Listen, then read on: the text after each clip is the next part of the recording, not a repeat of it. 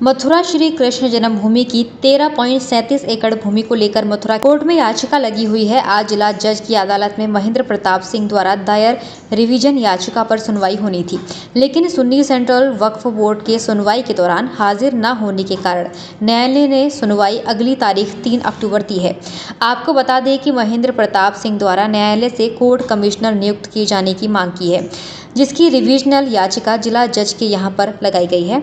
Sunni central वक्फ board और Shahi Idgah committee की दलील है कि उन्हें रिवीजन याचिका की कॉपी तामील नहीं कराई गई है।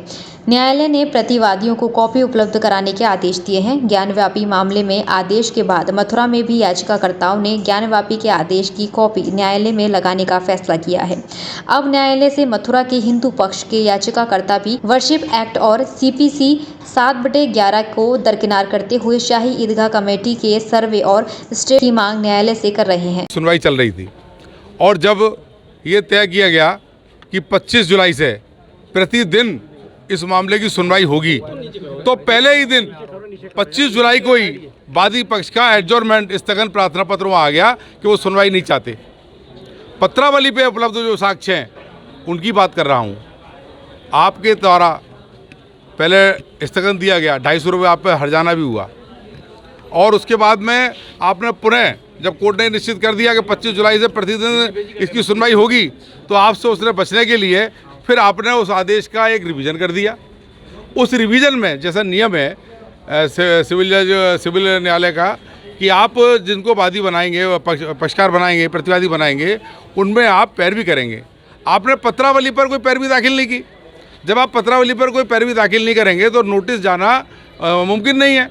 तो आप स्वतः ही, क्योंकि वादी पक्ष का हमेशा ये रोल रहा है कि इस मुकदमे के सारे जितनी प्रॉपर्टी जो हासिल कर दी जाए, प्रसिद्धि हासिल कर ली जाए और एक उन्माद पैदा कर दिया जाए, उसके लिए आप हमेशा लिंगर ऑन करते हैं।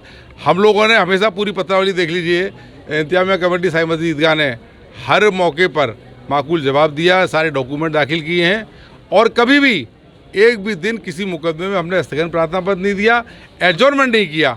हमारी मंशा तो ये है कि जल्दी से जल्दी इस मामले का निस्तारण हो जाए, दोनों पक्ष मिलकर उसमें बहस के लिए तैयार करें।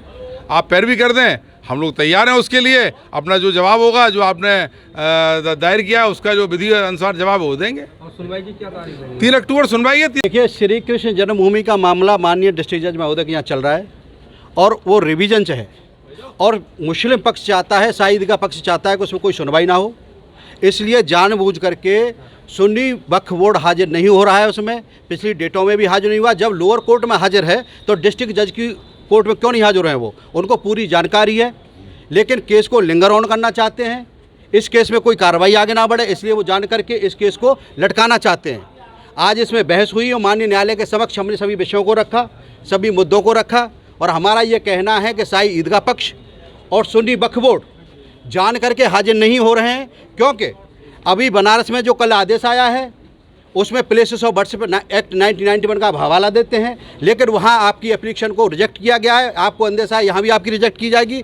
इसीलिए शुरू से ही आपकी एक टैक्टिस रही है, आपकी एक योजना रही है। उस योजना के तहत आप कोर्ट में अपीयर नहीं होते हैं। अपीयर हो जाते हैं तो WS का बहाना लेकर के फिर कोर्ट की कार्रवाई को लंबा खींचते हैं। तो ये शुरू से ही आपका उद्देश्य है, क्योंकि आपके पास ना कोई एविडेंस है, ना कोई डॉक्यूमेंट्री एविडेंस है, ना कोई सिंबॉलिक एविडेंस है। तो आपका उद्देश्य, एकमात्र उद्देश्य कि इस केस की सुनवाई ना हो, लिंगर ऑन रहे, बस आपका यही उद्देश्य रहता है शुरू से। इसीलिए आप जान करके इसमें अपीयर नहीं हो रहे हैं। अभी सुन्नी वक्फ बोर्ड के लिए भी पैरवी की थी हमने, आपके लिए भी पैरवी की थी। जब आपको पैरवी हो गई है, आपको नोटिस मिल गया, तो आपने क्यों नहीं WS दाखिल किया?